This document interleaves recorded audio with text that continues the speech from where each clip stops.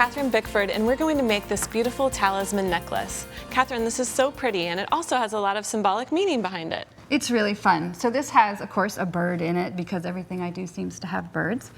This is particularly a swallow. So this is also reminiscent not just of the human soul and spiritual journey, but also of the cycle of life. So beginnings and endings, which is really fun for me. And turquoise is one of my favorite stones. So it's one of the most common talisman gemstones to use. It's a healing protective stone and has been used by many, many cultures as a talisman. So it's very traditional. That's right, and it's a color that looks beautiful on everyone too. It does, and it is a great color palette with the amethyst, which is a cleansing stone. So I have that in there.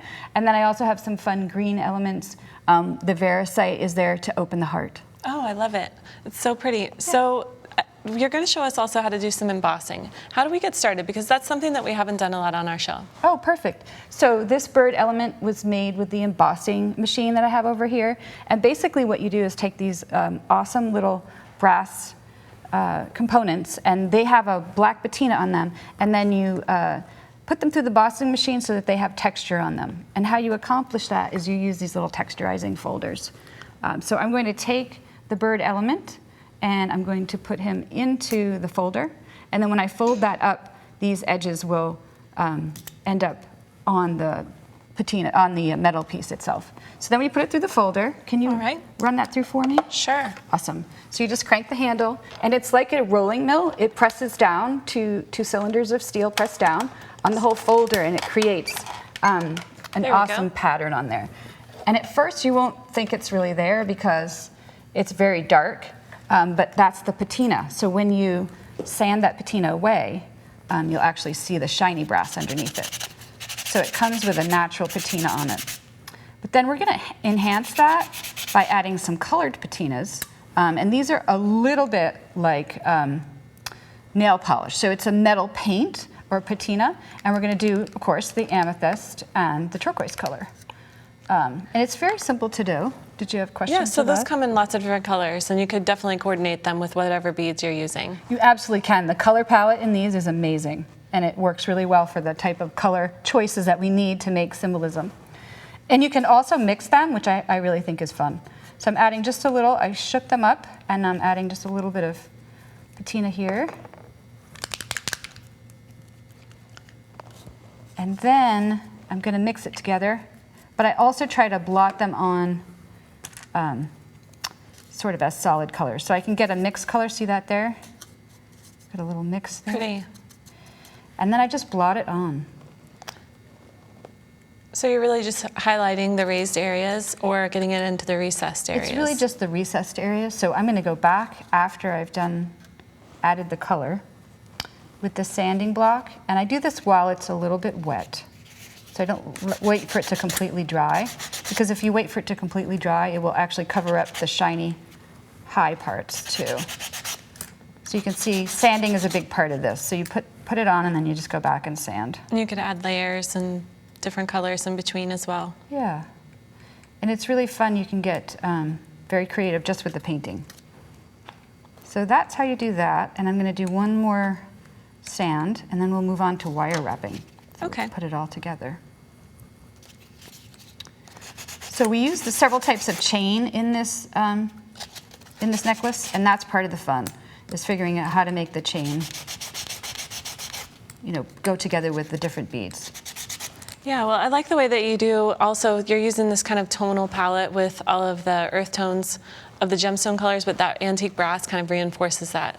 Really works well together. It does, and I think we talked about this before, but brass is a really interesting metal because it's the combination of male and female energies. So it's a good balanced metal. I really like it. It's one of my favorites. Okay, so there are several types of chain in this talisman necklace. So this is the necklace chain, and you do about 24 inches of that. And then we wire wrap components to other pieces of the chain, like I have done here. And basically, I'm going to show you how to do that now. Okay, yeah, and there are so many different ways to wire wrap. Everybody has a different technique, so I can't wait to see yours. Yeah, it's so true, isn't it? I've Yes. taken classes with so many people, and I teach differently than anyone I've ever taken classes from. All right. So to do this big turquoise drop, what we need to do is take the 22 gauge brass wire, and this is in an antique finish, so it's non-shiny. And we're going to fold it in half. This is about 6 to 8 inches. And I call this making the V. So we start with that, and then we're taking the drop that's been drilled, and we're adding it to. Yeah, so you have a place for it to settle right down in there. Exactly. You want that to be a little pinched so that it fits in nicely. And then I fold the wires over the top. And this is dead soft wire, so it is very flexible. You can move it with your hands. So once I tip the wires over the top, I'm going to twist it. I call this making the helicopter. So I'm going to twist just once, maybe once and a half. What makes wire weak is when we cross wire over other wire. So we want to do this not, tremendously, but just as simple as we possibly can. So now I have like a 90-degree angle. So I have this wire is the wire that we're going to create the loop with. Okay. So I'm going to work with my tools now. So we have round nose pliers and chain nose pliers, and I'm going to come in right there on that angle, and I'm going to take the wire and reach up and over this. I call it the mandrel sometimes. So we're really just working the wire over the mandrel. So I'm taking my other hand up and over, and that has created half of our circle. Right. So now I need to take it off the top mandrel and put it on the bottom to create the rest of that. So that you can shape it up. Oh, I see. Right? So now I have a full circle. You can see that there. Okay. All right, so now that can be added at this moment to the chain that it's going to rest on. But I'm going to add that with a jump ring, so I'm going to close this. Oh, okay. Right now. So in order to close this, I'm going to come at it with the chain nose pliers. These are bent chain nose. I really enjoy working with bent chain nose. It brings the tips of the pliers out of your way a little bit more. It does. It's really nice. So then I'm just going to twist. Oh, okay. Yeah, that is different. Is that different than the way you do it? It is. You could do this with your fingers if you wanted. Sure. This is supple enough that you can get right in and do that. Okay. And then I really just need to trim off this excess wire, and I want to trim it in the back and then wrap over the top. Oh, so that you can cover up your coil? Yes, exactly. Yep. All right. So that's all there is to wrapping that. And now we need to wrap some of the smaller components. Okay. So in addition to the amethyst drop and this turquoise drop, I also have some green elements here. This is just a glass bead. It's like a German bead. And this is the vericite that I brought in to bring in hope and open the heart. So I have this piece of chain, and I'm going to add the vericite by wrapping. All right.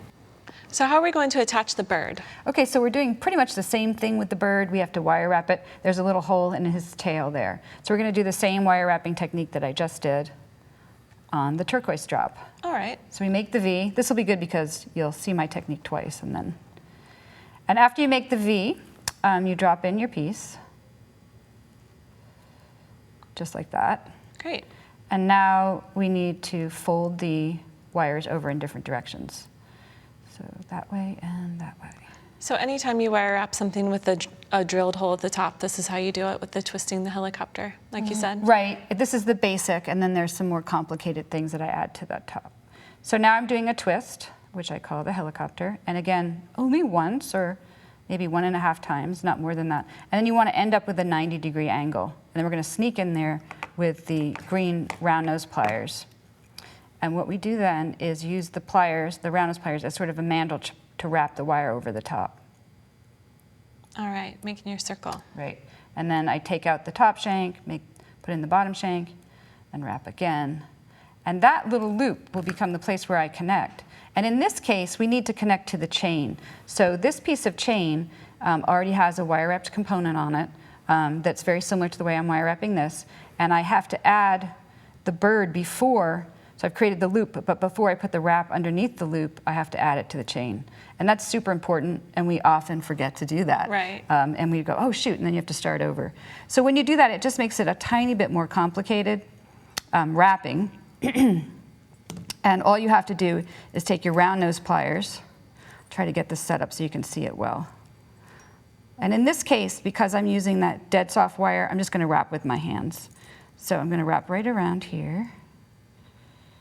So you just want to make sure that it's secure. And it also has a little bit more organic, kind of decorative look to it, too. It looks a little more bird nesty, Right. which is kind of fun.